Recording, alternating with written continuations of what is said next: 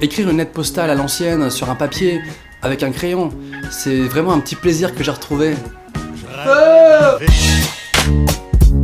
En fait, j'ai eu un petit problème avec ma banque, alors je les ai appelés, et la dame au téléphone, elle m'a dit « Pour cette demande, il faut nous envoyer un courrier postal par la poste. »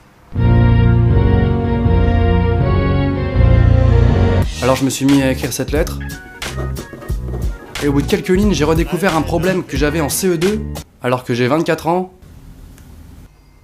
L'écriture penchée. Putain, c'est ridicule ce truc. J'ai 24 ans et j'écris encore penché. Heureusement que je passe pas un entretien d'embauche. Alors je sors d'une école d'ingénieur, je suis trilingue, professionnel et extrêmement motivé. Voici ma lettre de motivation. Homme ridicule. Du coup, j'ai dû tracer des lignes avec une règle au crayon pour écrire. Mais bon, après je les ai gommés, hein. Je suis pas complètement fou non plus. Hein. Il y a aussi un truc que j'avais oublié, maintenant que j'ai l'habitude d'envoyer des emails, des textos et autres tweets de manière parfaitement illimitée, c'est que pour envoyer une lettre postale extrêmement ringarde qui va mettre 3 jours à arriver, il faut payer. What is the fuck? Nos parents, à l'époque, ils devaient dépenser trop de thunes. Pour la fête de samedi soir, je sais pas encore si je peux venir. Écoute, je te confirme ça par lettre, ok? On fait comme ça marche.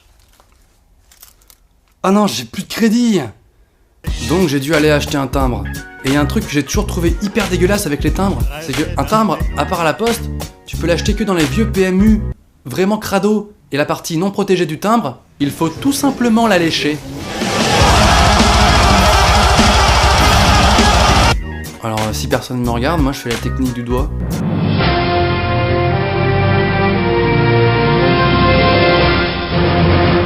Comme ça j'ai pas trop de maladies du PMU. Et enfin, après avoir bien galéré quand j'arrive devant la boîte aux lettres pour poster la lettre, j'ai l'impression de devenir plutôt débile.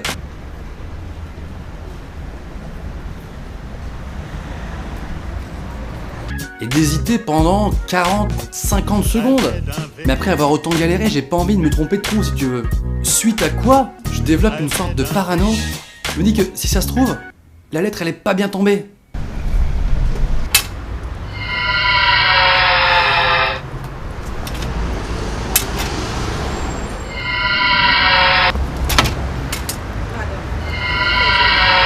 Alors que, normalement, c'est un trou classique.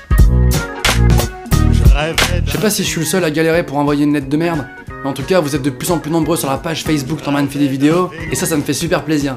Partagez cette vidéo sur votre mur Facebook si vous voulez, d'accord?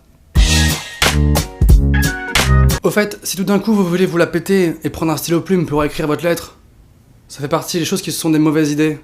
Mauvaise idée. Si tu souffles dans le ballon t'es mort, si t'accélères ils pourront peut-être pas te rattraper. Mauvaise idée. T'as l'impression que ta petite copine veut se barrer, tu cherches à lui faire un enfant pour la garder. Mauvaise idée.